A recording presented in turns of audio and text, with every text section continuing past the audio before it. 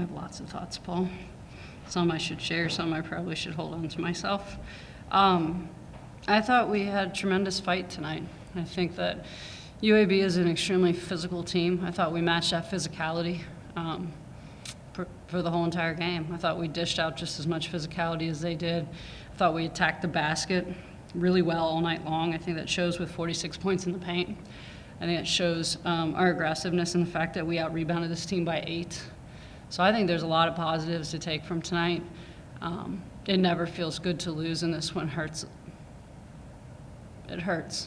But sometimes you find the most growth as you come from a place of hurt. And so hopefully this hurts enough that we're really focused tomorrow to come in and learn from it, because there's also a ton within this game that we can grow from, both as players and myself. So that's what our task is, and that's what we will start doing tonight as soon as this press conference is over and going into tomorrow. Allie, I want to be clear that I don't have this experience because I've never been a Division I athlete, but many D1 athletes have told me there's always a moment where you kind of realize I belong here. I think you probably already had that in the first couple of games, but was tonight a night where you said, like, I can do this and I can be pretty damn good at it? Yeah, I mean, I saw my team needed help, and when they put that trust into me and are willingly giving me the ball and putting it in my hands, it helps me gain a lot of confidence knowing that they're supporting me and that they have my back and want me to, you know, take my shots that I can and do it well. So, Mary, what do you learn about your freshman in a game like this? I mean, I think I learned a lot about her. I mean, I've known how good Allie was. I got to watch her play for what was it, probably about 3 years, the recruiting process with you? since freshman year. So Yeah, it was a long time recruiting this one to come here. So I know she can play. I have no doubt that she can play at this level. And I think our players have seen that from day one. And she stepped up tonight. She had a good matchup. She liked her matchup. I thought, she played through a lot of contact on the perimeter.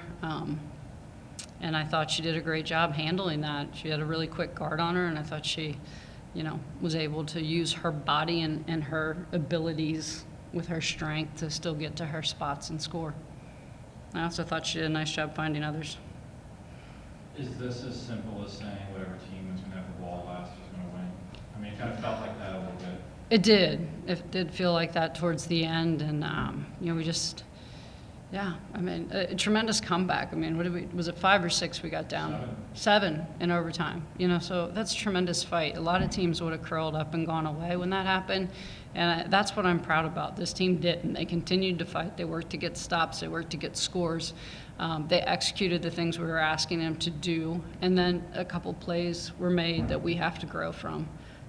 You wish you have a timeout late so you can set your defense, but we didn't, and so we've got to be able to do that without a timeout, and that's something that, probably is on me for not practicing more, but there's a lot to put in a short amount of time, and we've been focusing on some other things. But super proud of the effort. A lot of people stepped up tonight, I thought. Obviously Leah had a great night. I thought coming off the bench, Ella did a really nice job chipping in 7 rebounds. I thought Jada came in, gave us a really nice lift, matching their physicality and rebounding and screening, because we were really struggling to screen and run our offense there in the first half.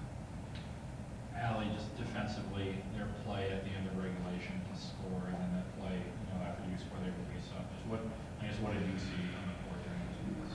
Are you talking about when we had the ball or when they had the ball? No, when you score at the end, and then they just, you see them brace out in the court. It was tied at that point, so I knew fouling probably wouldn't be the best option. Just the best thing we could do was contest their layup, give them no threes, and definitely don't foul, and give them a chance for an and one. So I think just contesting, but that girl behind us kind of slipped behind our backs, and we lost sight of her. But in that case, just get 2 hands up and be between her and the basket.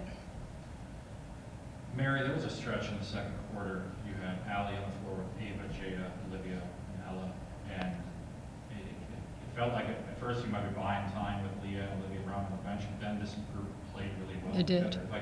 What did you learn about your depth, your bench? Because it felt like you had some pretty unique lineup combinations out there for a while. Yeah, I think we're learning that we're a lot deeper than people probably think we are. And we're still learning each other as a coaching staff. We're still learning lineups and which ones work well together, and it's early, and with, like I said, and I don't want to harp on it, but we don't have a ton of experience returning, and with that lack of experience, we've got to give people opportunities to go show what they can do, and I think we've had some younger kids that have gotten those opportunities, have stepped up, and now those young kids and our older kids need to get back to work and continue to work as hard as they can, and continue to grow so that we eliminate some of these plays that are again, there are hundreds of possessions in the game of basketball, especially when it goes into overtime. So no one possession costs you to lose a game, but there were mistakes throughout the course of the game that we need to correct so that we are not in the position to have to go to overtime or to have to win in overtime.